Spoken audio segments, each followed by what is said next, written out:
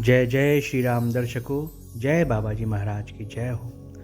आज का हमारा विषय है ज्योतिष शास्त्र या ज्योतिष विद्या। ज्योतिष होता क्या है, ज्योतिष नाम कैसे मिला है।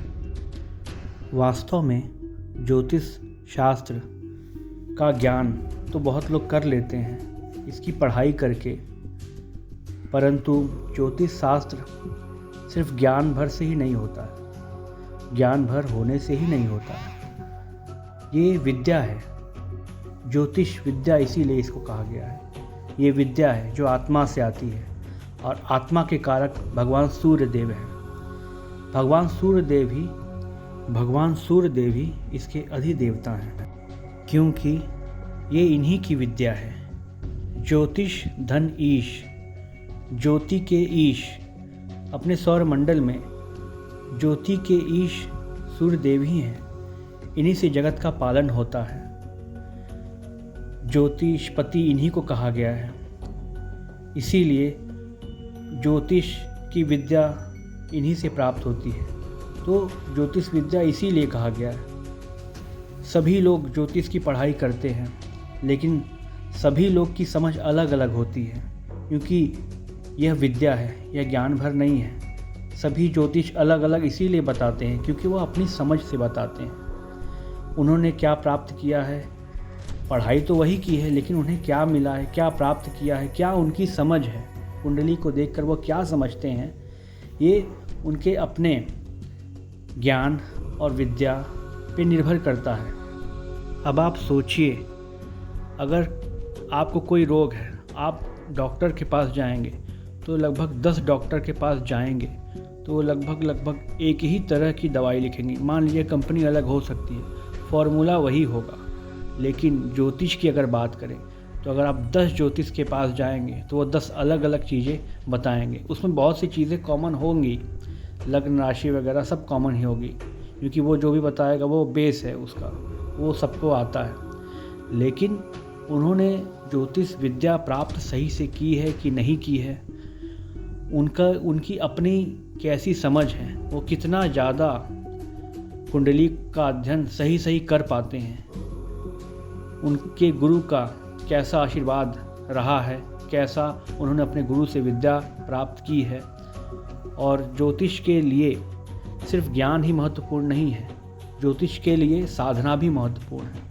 जो कोई साधक होगा उसे ही ज्योतिष विद्या सही से प्राप्त हो सकती है, क्योंकि यह विद्या है, विद्या आत्मा में निवास करती है और सूर्य ही आत्मा कारक है।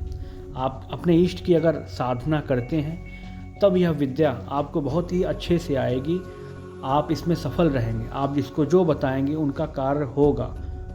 आजकल बहुत से लोग बस ज्योतिष का नाम खराब कर रहे हैं और ज्योतिष चारों तरफ बदनाम हो रहे हैं, क्योंकि आजकल कोई भी जरा सा सीख के कुछ भी बता देते हैं।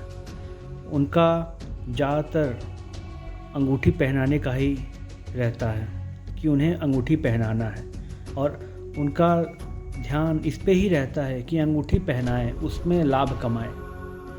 हर ज्योतिष का पहला यही कर्तव्य होना चाहिए कि सामने वाला जिसकी कुंडली वह देख रहे हैं उसको कैसे लाभ मिल सके, क्योंकि वह तो खुद ही परेशान होकर आया है, उसको अपने परेशानी से निजात पाना है। और एक परेशानी हम ज्योतिष लोग और खड़ा कर देते हैं उसके लिए कि उसको 1,50,000 की अंगूठी ही पहनाने के चक्कर में पड़ जाते हैं ताकि उसमें भी कुछ कमाई हो सके। हमारा उद्देश्य ये नहीं होना चाहिए। हमारा उद्देश्य होना चाहिए कि सामने वाले को पहले लाभ हो, उसमें हमको वो अपनी फ़ीस तो दे ही रहे हैं, क्योंकि ज्योतिष विद्या है, इसको कोई ख़रीद तो नहीं सकता, तो फीस ही बस दे दे वही बहुत है। तो फीस ही हम लोगों के लिए बहुत है। और रह की बात रत्न की भी, रत्न बहुत प्रभावी होते हैं, लेकिन कोशिश ये करना चाहिए कि उपरत्न जिसके पास पैसे कम हैं उनको उपरत्न बताया जाए, जो सस्ते उपरत्न पहन के अपना काम कर लें, थोड़ी उसकी साइज़ बड़ा कर लें, 7 रत्ती की जगह 10-12 रत्ती 15 रत्ती का पहन ले, वो भी काफ़ी सस्ता पड़ता है। 1,000-2,000 में बड़े आराम से आ जाता है, बन जाता है। लेकिन अब कहने का मतलब लाखों का पत्थर पहना है तो उसका कोई मतलब है नहीं। जो पैसे वाले हैं वह तो पहन लेंगे, बाकी जिनके पास पैसा नहीं है, जो परेशान है, वह कहाँ जाएंगे बेचारे।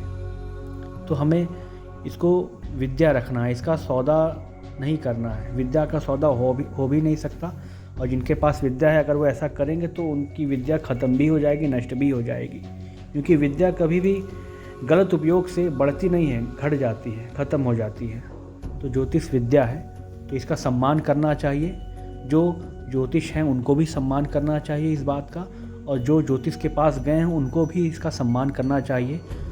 और बिना दक्षिणा के कुछ भी प्राप्त नहीं होता, क्योंकि इसीलिए गुरु दक्षिणा का बड़ा नाम है। अगर आपका कोई हित चाहता है, आपको सही मार्ग बता रहा है, तो दक्षिणा उसकी बनती है। उसको अगर आप उसकी दक्षिणा भी नहीं देंगे तो आप कोई भी उपाय कर लेंगे वो सफल नहीं होगा। क्योंकि जिसने आपको उपाय दिया है, आपने उसी का मान सम्मान नहीं रखा, तब आपको वह कैसे उसका उपाय काम करेगा, आपके लिए कैसे काम करेगा उसका उपाय। एक तो वो सामने वाला आपका भला चाह रहा है, आपको उपाय बता रहा है कि आप उपाय करें और आपका भला हो जाए। लेकिन बहुत लोग सोचते हैं कि फ्री में कोई उपाय बता दें और हम कर लें और अच्छा हो जाए, एक पैसा भी ना लगे। तो भैया मुफ्त में तो कुछ भी नहीं मिलता, मुफ्त में तो कुछ भी नहीं मिलता, ठीक है।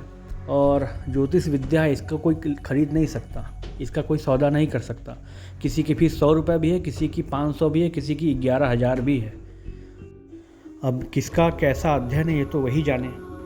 इसमें किसी को कुछ गलत नहीं कहा जा सकता, क्योंकि बजट के हिसाब से, बजट के अनुसार कोई भी साधारण मनुष्य वैसे ही ज्योतिष को चुनता है। कोई नामी को चुनता है, कोई ज्ञानी को चुनता है, या जिनका ज़्यादा नाम है, या जिनसे लोगों को ज़्यादा लाभ हुआ है खोजता है, उनको चुनता है, उनकी फ़ीस देता है, फिर उनसे परामर्श लेता है। फिर वह परामर्श लाभ करता है या नहीं करता, ये तो ज्योतिष ने जो बताया है कुंडली देख के उसके ऊपर निर्भर करता है। और वैसे तो जो भी ये हमारे कर्म हैं अपने ही किए हुए हैं, जो हमें प्राप्त होते हैं, बस उनका पता हमको कुंडली से चल जाता है। कब कौन सा भोग भोगना है, या क्या चल रहा है जीवन में, आगे क्या होने वाला है, क्योंकि हम सतर्क हो जाएं। कुंडली हमारे बिल्कुल शीशे जैसा है, जो हमें आगे कैसे चलना है, कैसे रहना है, किस प्रकार से जीवन जीना है, बस यही सिखाता है, जिससे हम उस चीज़ से पहले ही बच जाएं और अच्छे से जिएं, अच्छा कर पाएँ जीवन में, जीवन का सदुपयोग कर पाएँ। तो आज के लिए बस इतना ही काफ़ी है। और जिनको कुंडली दिखाकर परामर्श लेना है तो उन्हें 500 रुपये फ़ीस देनी होगी, और उनको 500 रुपये में सारी चीज़ें बताई जाएंगी कि कौन से ग्रह उनके अच्छे हैं, कौन से ख़राब हैं, किन से उनको किस चीज़ की हानि हो रही है, किन से बचाव करना है, किन के ऊर्जा को बढ़ाना है, किस ग्रह की ऊर्जा को बढ़ाना है जो उनके लिए लाभकारी हो सकता है। तो कोई उपाय कर पाएंगे तो उपाय कर लेंगे, और जो रत्न पहन पाएंगे तो वो सस्ते रत्न से भी शुरुआत कर सकते हैं। मैं महंगा रत्न बताता भी नहीं किसी को, कोई अपने से कहता है तभी। हालांकि अच्छे रत्न भी होलसेल रेट पे, बाज़ार से कम रेटों पे और ओरिजिनल रत्न हम लोग भी देते हैं। लेकिन जहाँ तक कोशिश करते हैं कि उपाय जो कर पाएँ उपाय कर लें, जिनके पास समय नहीं है, जो उपाय नहीं कर सकते हैं, वह रत्न पहन ले। हम दोनों ऑप्शन रख देते हैं, जिसके लिए जो सही पड़े अपना करे और अपना कल्याण करे। क्योंकि हम चाहते हैं कि सभी लोग अच्छे से रहें, स्वस्थ रहें, धर्मपूर्वक रहें, अपना भी अच्छा करें, दूसरों का भी अच्छा करें, किसी का बुरा ना सोचें और ऐसे ही जिएं अच्छे से। तो अगर आपको वीडियो अच्छा लगा हो तो इसे और लोगों को शेयर कीजिए, लाइक करिए, कमेंट करिए, सब्सक्राइब करिए। धन्यवाद। अंत में चलते चलते जय जय श्री राम।